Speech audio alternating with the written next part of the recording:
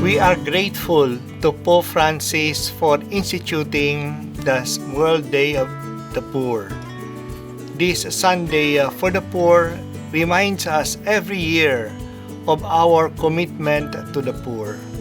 So, let us reflect during this time about our commitment to the poor, and hopefully this reflection will continue to deepen in us our service to God by serving the poor. The phrase Church of the Poor was first used by Saint John the 23rd in his inaugural address to the Fathers of the Vatican Council in 1962. Of course, the phrase has been used often, but in the official church documents, it was first used by Saint John Paul the 23rd. It was later picked up by the Asian bishops in their historical first meeting in Manila in 1970, when they came together at the visit of Pope Paul VI. Finally, the phrase Church of the Poor became the core message of the Second Vatican Council of the Philippines in 1991, when we, as Church in the Philippines, have taken it as part of our commitment. So we find in the message to the people of God at the end of PCP2 on February 17, 1991, this phrase: as we approach the year 2000, Christ bids this community, ourselves, bishops, the laity, religious, and clergy of the Catholic Church of the Philippines to be a church of the poor. It's a very clear commitment of what we want to be. And now, we are 20 years into this new millennium, and still we continue this commitment. What does it mean to be Church of the Poor? To be Church of the Poor means that the Church embraces and practices the spirit of evangelical poverty. And it means this evangelical poverty, it combines detachment from possessions with profound trust in the Lord. It means simplicity of life, practically speaking. That is one implication of being Church of the Poor. To trust God more, to be simple in our lifestyle. Second, Church of the Poor means that the Church shows special love, a love of preference for the poor, giving option and time and attention to the poor. And then, it also means that the Church defends and vindicates the rights of the poor, even when doing so spells for itself alienation and persecution. And this is a more difficult aspect of being Church of the Poor, that we defend the rights of the poor. And a Church of the Poor means that its pastors and leaders will learn to work with, to learn from, and to be with the poor. It is not just working for the poor. For a long time already, the Church has been working for the poor. But now it is being with, learning from the poor themselves.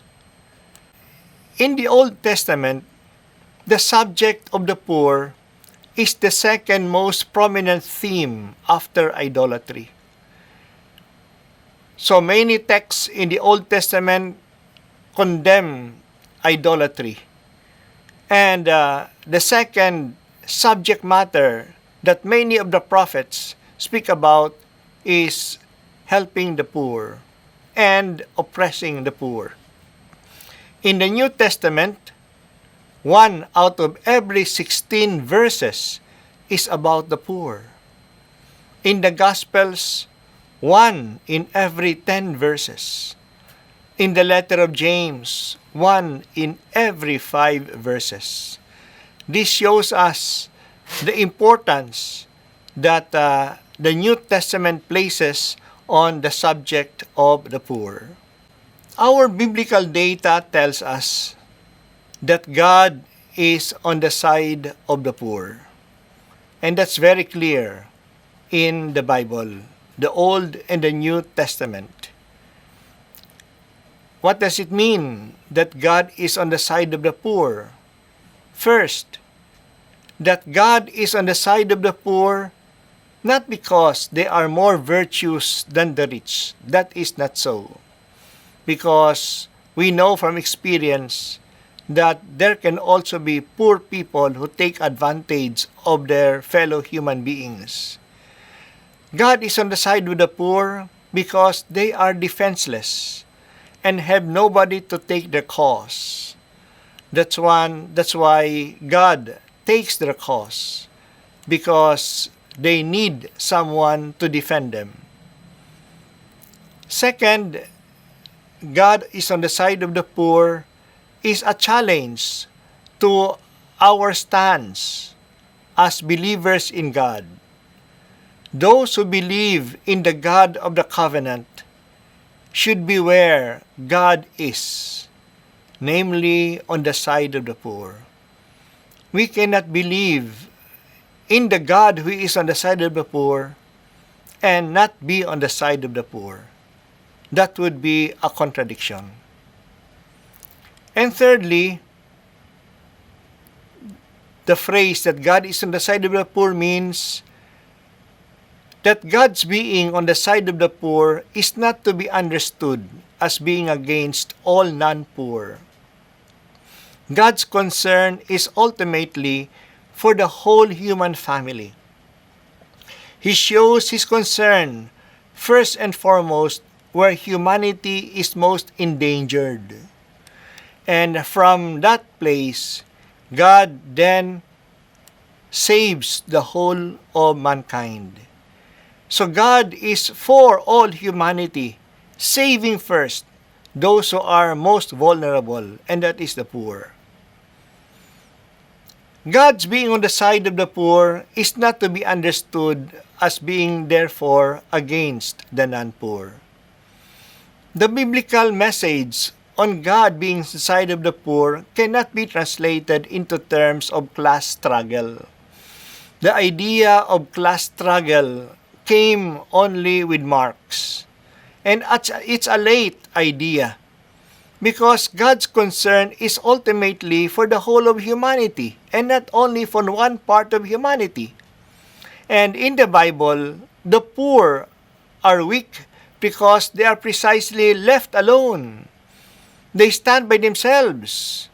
The poor is not considered as a social class, as a class by itself. And then the reference point of all biblical texts on social justice and concern for the poor is the covenant community. The covenant with God. A people equal among themselves and equal before God, among whom there shall be no poor. That's why the concern for the poor is connected with being a covenant community. And we see that in Deuteronomy chapter 15.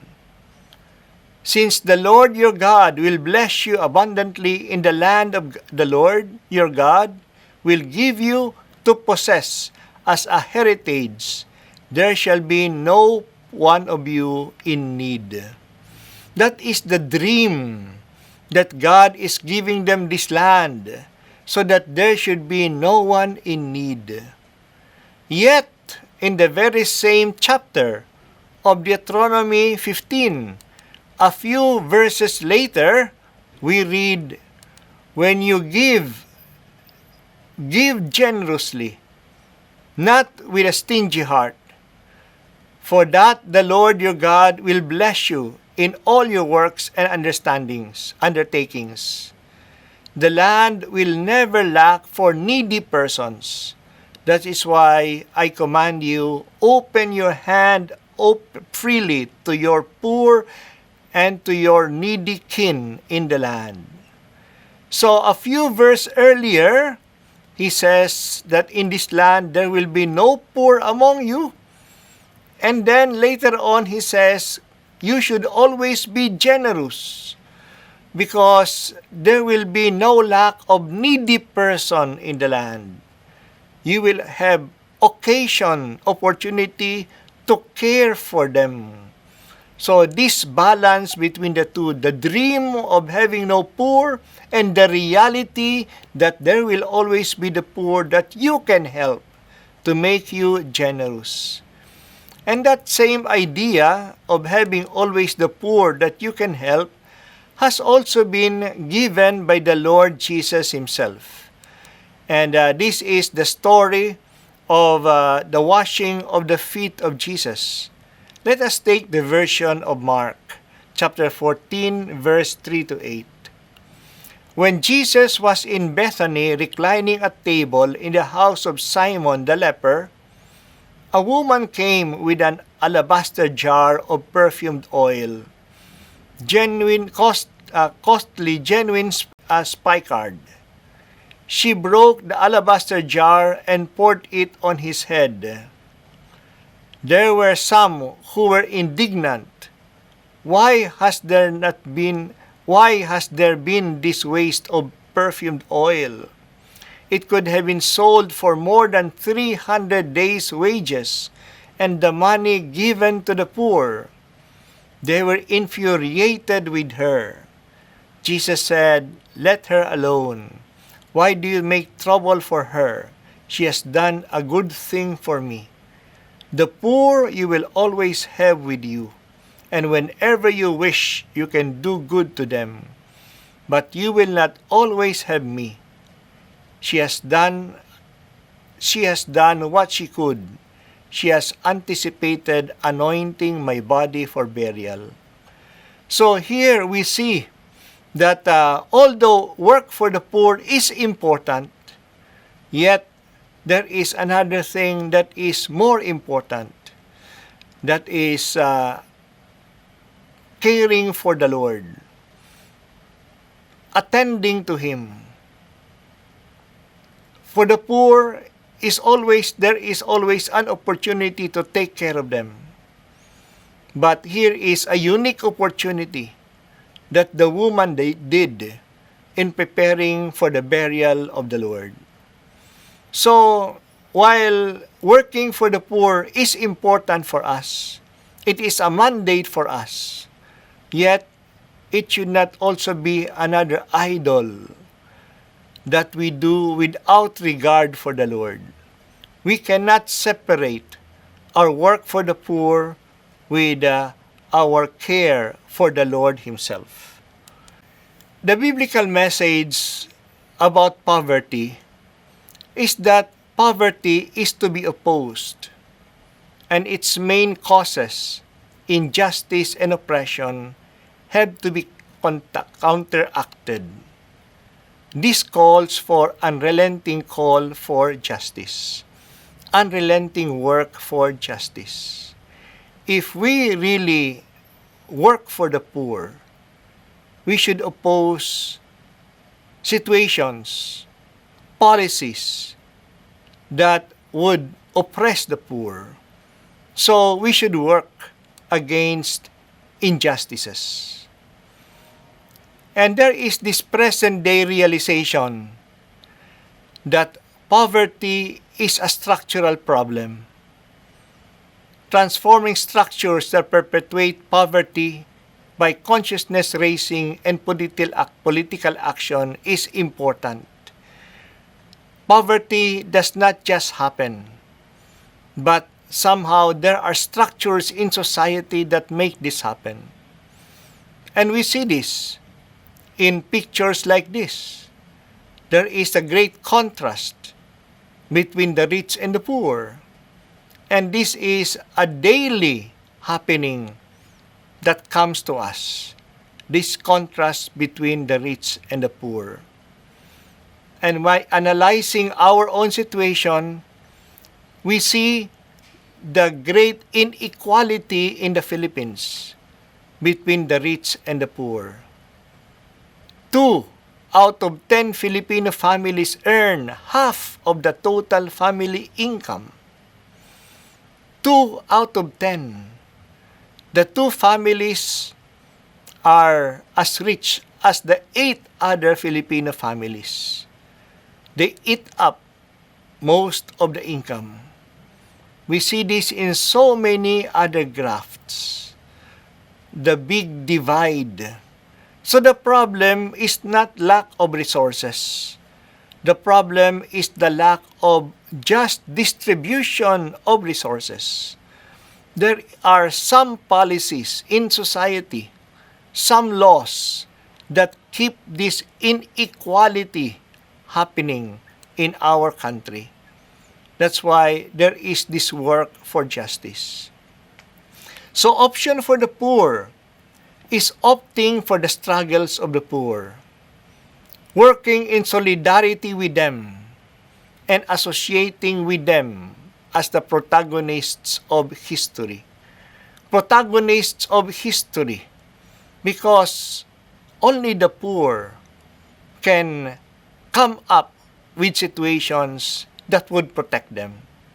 Those who are already benefiting from that status quo would not make efforts to change the status quo. That's why we look at the poor as the protagonists of history. Pope Francis has also shown another way of option for the poor, especially for us in the church. He said in Evangelii Gaudium, our preferential option for the poor must mainly translate into a privileged and preferential religious care for the poor.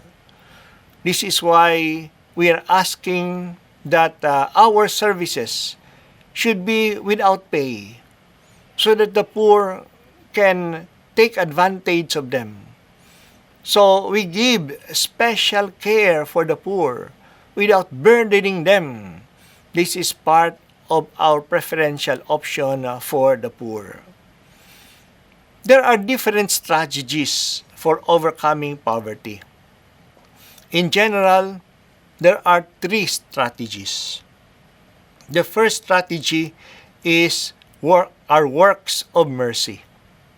These are the emergency works.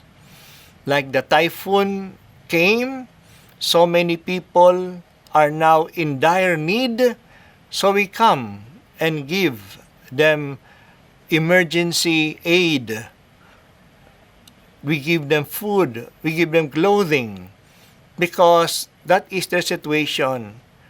Somebody gets sick, we help them get medicine to get well. Somebody died, we help bury the dead. So these are works to alleviate the pains of poverty. But once the dead has been buried, once the sick has been healed, and the people rehabilitated, they still remain poor. So it does not take away poverty, it just alleviates poverty. So we should not just be contented with emergency needs. We should move further, and that is to the works of development, like scholarship, like organizing them into cooperatives, like, for example, giving them capital so that they can do some business. When we do that, some people get out of poverty.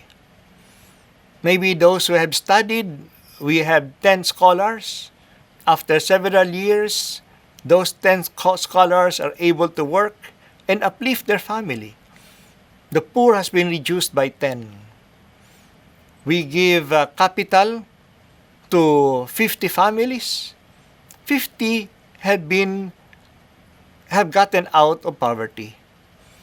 But then we cannot give scholarships to all the out-of-school youth.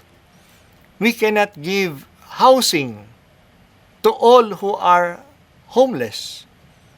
We cannot give capital to everybody so that they can have money to get out of poverty. Yes, the poor people, the number of the poor people are reduced, but still poverty remains. That's why we should go to a deeper engagement, and these are works of justice for poverty eradication. Imagine if the land reform program, which had been there for 35 years, had just been successful. 600,000 farmers could have gotten land and gotten out of poverty. If the workers are given just wages, more than 5 million workers would have a better income. So, this is a struggle for justice among the poor, for a change in the system that keeps people poor. Now, who will do this work? Works of mercy, works of development and justice, the church. But who in the church? It should be the work of the lay people. In the Vatican II document Apostolicam Auctusitatem, we are told, the laity must take up the renewal of the temporal order as their own special obligation. Led by the light of the gospel and the mind of the church, and motivated by Christian charity, they must act directly in a definite way in the temporal sphere. Yes, the church works for justice, but especially that particular part of the church, which we call the lay people. It is their task to bring about renewal in the temporal order. This is their mission in the world. And we, priests and religious, have to enable them, to awaken them to this mission and enable them to do this mission. And how do we do that? Verbum Domini of Benedict XVI said, it is the primary duty of the lay faithful, formed in the school of the gospel, to be directly involved in political and social activity. Hence, they need suitable formation in the principles of the church's social teaching. So we have to form them in the school of the gospel. We have to teach them about the Catholic social teaching so that they may be involved and properly involved in the political and social activity in order to renew the temporal order, to renew our own society. And Pope Benedict also said this during the visitation of the bishops of Paraguay. He wrote, the lay faithful, a great part of the vocation of the Christian lay people is their participation in politics in order to bring justice, honesty, and defense of true and authentic values, and to contribute to the real human and spiritual good of society. The role of the laity in the temporal order, and especially in politics, is key for the evangelization of society. So if we have to bring the good news to society, it's the lay people who will do this, especially in the sphere of politics. That's why this is part of their vocation, in bringing about justice, honesty, and authentic values in the human sphere.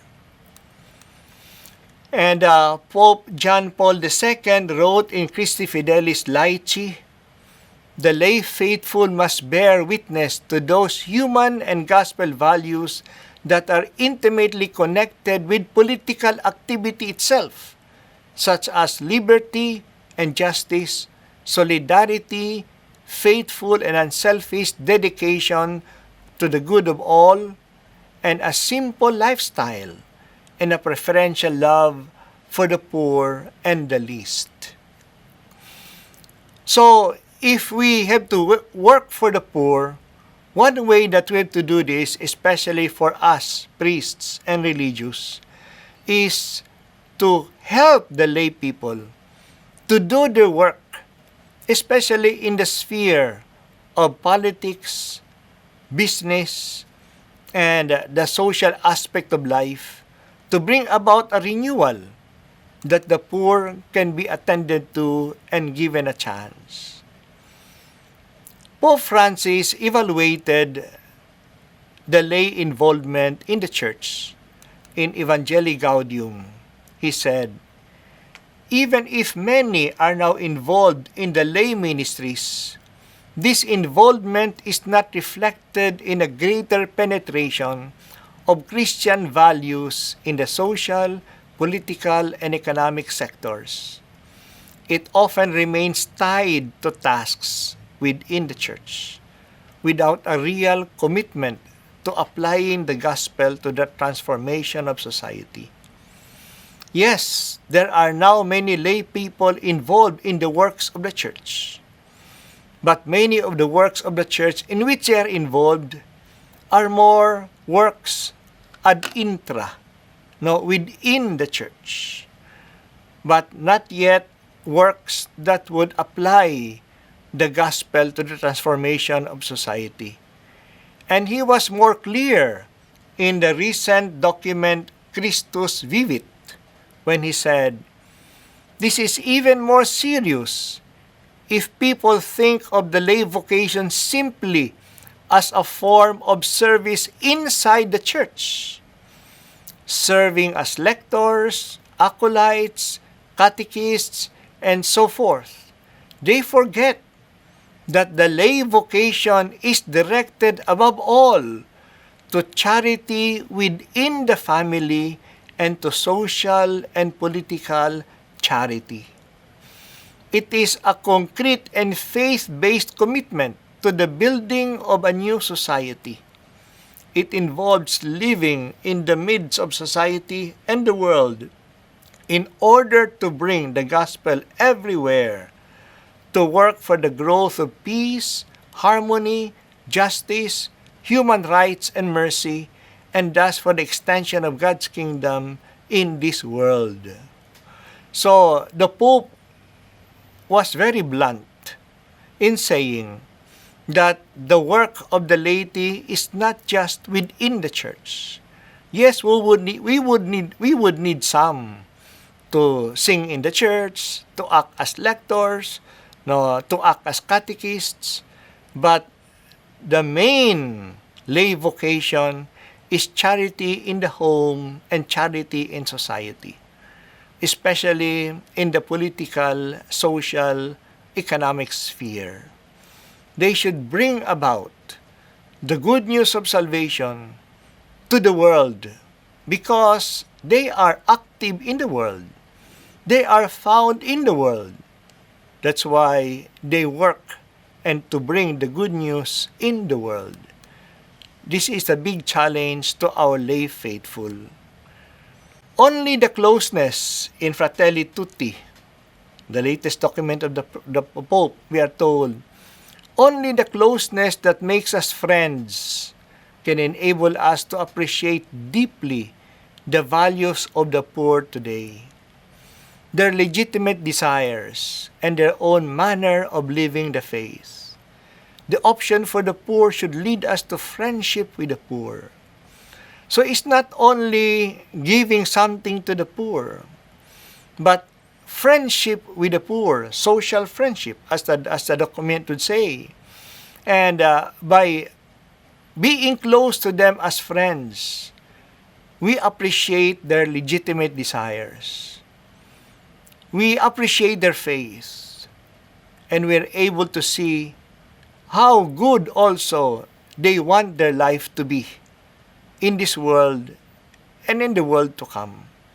So to appreciate the values of the poor, there's a need of friendship with them. And we cannot be friends with them unless we are in close touch with them. So it's not just a matter of helping, but it is a matter of working with, being with, listening to them, and getting their confidence. And this is the challenge for us now at the time of the pandemic. Now, many are becoming poor, and the poor are not able to uplift themselves.